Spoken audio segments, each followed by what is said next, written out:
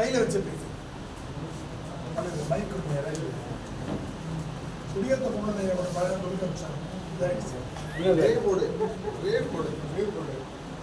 வாழ்க மையகம் வளத்துடன் வாழ்க வாழ்க வாழ்கை மாநிலம் ஆழ்ந்துறந்து அமைதியாக.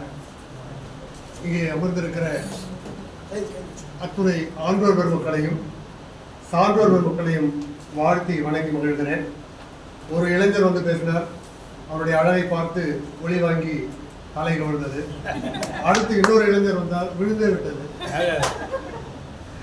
இந்த வகையில் இன்றைக்கு என்னுடைய அன்பு தம்பி தமிழன் அவர்களே, நேற்று வரை அண்ணனாக இருந்தவர் இன்று தம்பியாக காட்சியளிக்கிறார். அவருடைய 9வது நூல் வெளியீட்டு விழா சொந்தமடையும் சொந்தப்படையும் என்பது.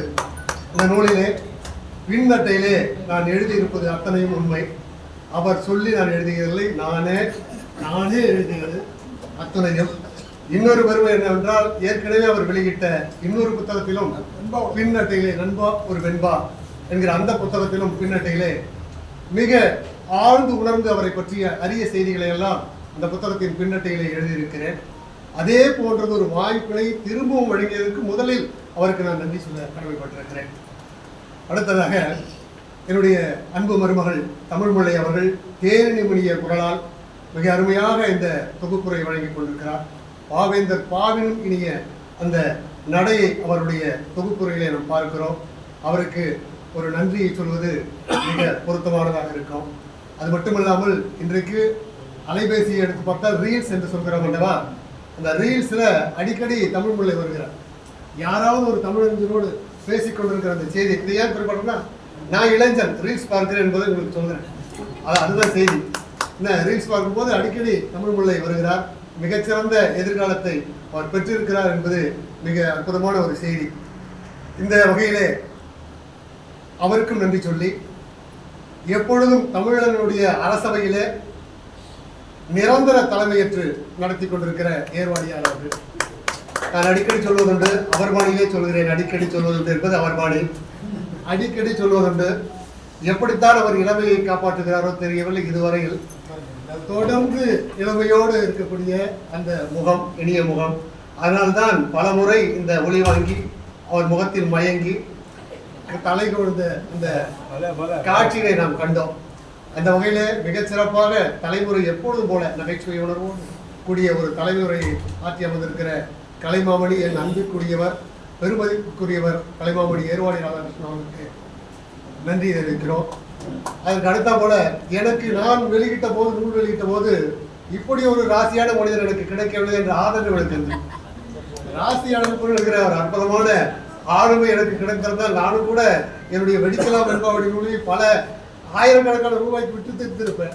அந்த வகையில் அது என்னவோ தெரியல, ராசி அடக்கப்படுபவர்களை எனக்கு பிடிக்கும். ஏன்னு கேட்டால், பணம் சேர்ப்பது மட்டுமே கொள்கையாக இருக்கக்கூடிய பல பேர் மத்தியில் நல்ல படத்தை தர வேண்டும், கருத்துள்ள படத்தை தர வேண்டும் என்பதில் வண்ணத்துக்குச்சி மட்டுமல்ல, இப்பொழுது புறக்கப்படல் பார்த்தேன்.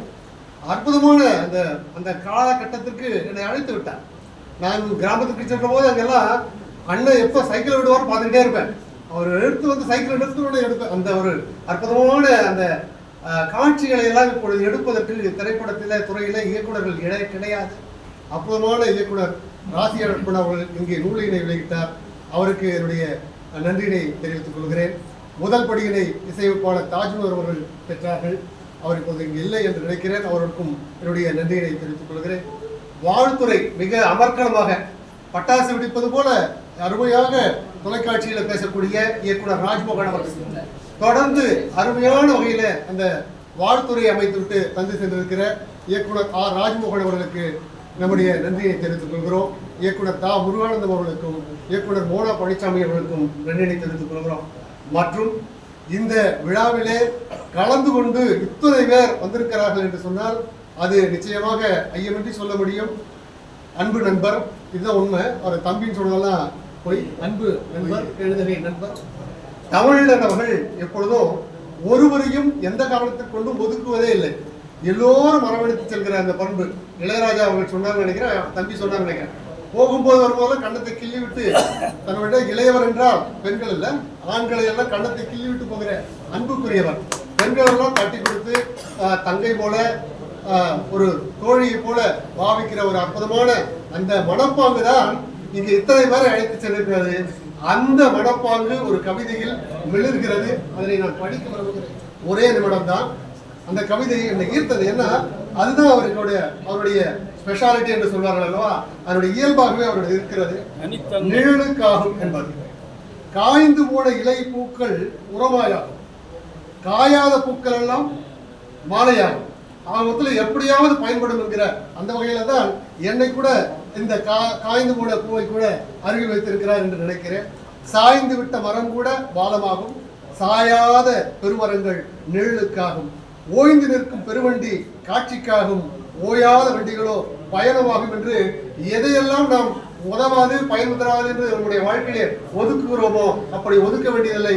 எல்லாமும் ஏதோ ஒரு காலத்தில் பயன்பெறும் என்று எல்லாவற்றையும் அளவெடுத்திருக்கிற அந்த பாங்குதான் இன்றைக்கு அரங்கம் முழுவதும் நிறைந்திருந்து அத்தனை பேரும் இங்கு வந்து அவருக்கு வாழ்த்துறை சொல்லியிருக்கிறார்கள் என்ற செய்தியை சொல்லி இந்த புத்தகத்தை ஐயா அவர்களுக்கு ஒளி அலைபேசியில் பேசும்போது சொன்னேன்.